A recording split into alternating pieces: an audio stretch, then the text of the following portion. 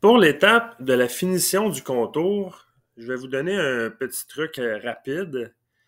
Si l'étape de dégrossissage par rapport à l'étape de finition, si les coordonnées sont les mêmes, on pourrait faire tout simplement un copier-coller de notre étape de dégrossissage pour en faire une de finition. Si jamais il y a quelques petites différences par rapport aux coordonnées du dégrossissage versus finition, on pourrait quand même faire un copier-coller là, pour accélérer la rédaction du programme, mais il va falloir être conscient qu'il va falloir changer quelques coordonnées de notre parcours. Mais là, dans notre cas à nous, on a tout simplement un carré à faire de 4 pouces par 4 pouces. Les coordonnées vont rester pareilles.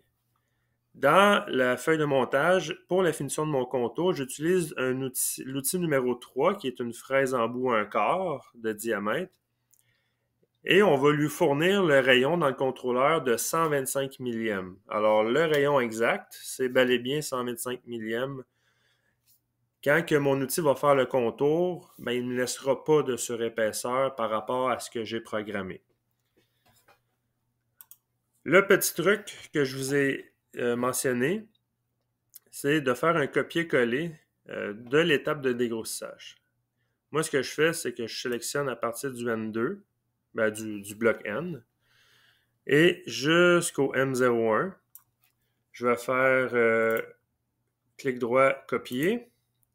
Et plus bas, juste en bas, je vais faire clic droit, coller. Et il va falloir changer évidemment certaines valeurs, dont le N. On va mettre ça à N3. Je vais changer mon texte pour dire que c'est une finition de contour. Je vais devoir changer mon numéro d'outil. Je suis rendu avec l'outil numéro 3. Bon, le RPM, là, dans ces vidéos-là, je ne le calcule pas, mais il va falloir changer évidemment le RPM parce que l'outil est plus petit. L'approche sécuritaire va rester pareille. C'est juste le G43H3 maintenant et non H2. Ça ici, Z 100 millièmes, je suis toujours à 750 de profond. Le G41, maintenant, on va compenser avec le D3. Mais pour ce qui est du contour, ben ça reste exactement les mêmes coordonnées parce que c'est le même carré que je fais. Et on remonte à Z2 pouces et ça, c'est le retour condition initiale. Alors, voilà, mon étape de finition, elle serait terminée.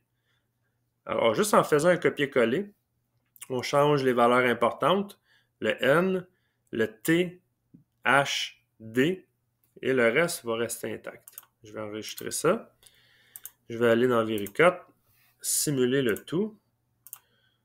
Je vais juste me mettre un petit arrêt au bon endroit, comme ça ici. J'ai mon surfaçage, j'ai le dégrossage de mon contour, et là, je vais simuler ma finition.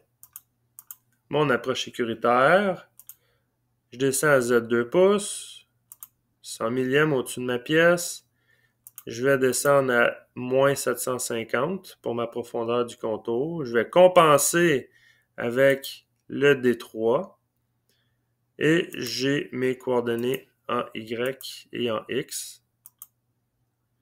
Je fais mon G40, je remonte à Z2 pouces, le retour aux conditions initiales. Je vais faire l'autodiff pour voir si le résultat est exact, comparé. On voit que j'ai plus de bleu. La surépaisseur a été enlevée par mon outil de finition de 1/4. Alors voilà pour la finition.